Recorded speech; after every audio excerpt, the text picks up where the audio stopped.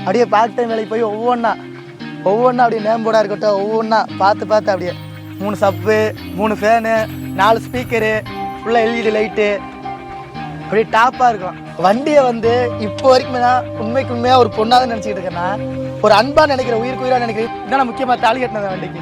தமிழகத்தில் வாகன உரிமையாளர்கள் சிலர் தங்கள் வாகனங்களை அழகுபடுத்துவதாக நினைத்துக் கொண்டு அதிக ஒளியை பாய்ச்சக்கூடிய லேசர் மற்றும் ப்ரொஜெக்டர் லைட்டுகளை போக்குவரத்து விதியை மீறி தங்கள் வாகனங்களில் பொருத்தி வருகிறார்கள்.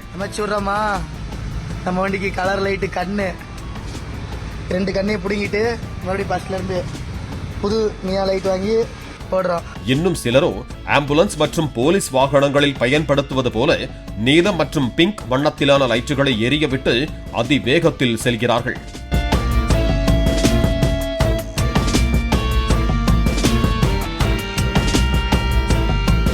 இத்தகைய விளக்குகளை ஒளிர விடுவதால் எதிர்வரும் வாகன ஓட்டியின் பார்வை திறனை சிதறடிக்கும் என்றும் விபத்து நேர்வதற்கு வழிவகுக்கும் என்பதாலும் இத்தகைய லைட்டுகளை பொருத்தக்கூடாது என்றும் அப்படி பொருத்தி இருந்தால் அப்புறப்படுத்தப்படும் என்றும் கன்னியாகுமரி மாவட்ட காவல்துறை எச்சரிக்கை விடுத்திருந்தது.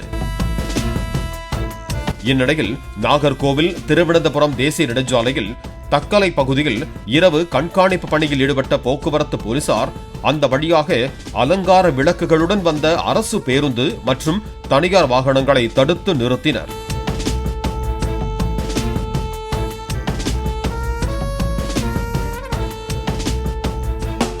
விதியை மீறி விளக்குகளை ஒளிரவிட்ட வாகனங்களுக்கு தலா 500 ரூபாய் அபராதம் விதித்ததோடு அலங்கார விளக்குகள் எல்இடி விளக்குகளின் மின் இணைப்பை துண்டித்தும் விளக்குகளை அகற்றியும் நடவடிக்கை மேற்கொண்டனர்.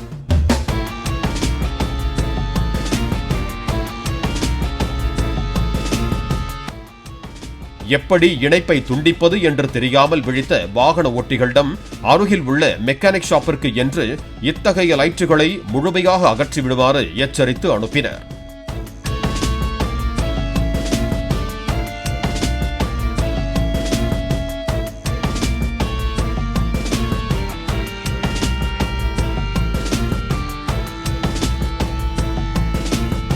வண்டிகளில் லேசர் லைட்டுகளுடன் வலம் வரும் பில்லாராம் வகையராக்கள் கன்னியாகுமரி பக்கம் போயிராதீங்க. பாலிமர் செய்திகளுக்காக கல்குளம் செய்தியாளர் கண்ணன்.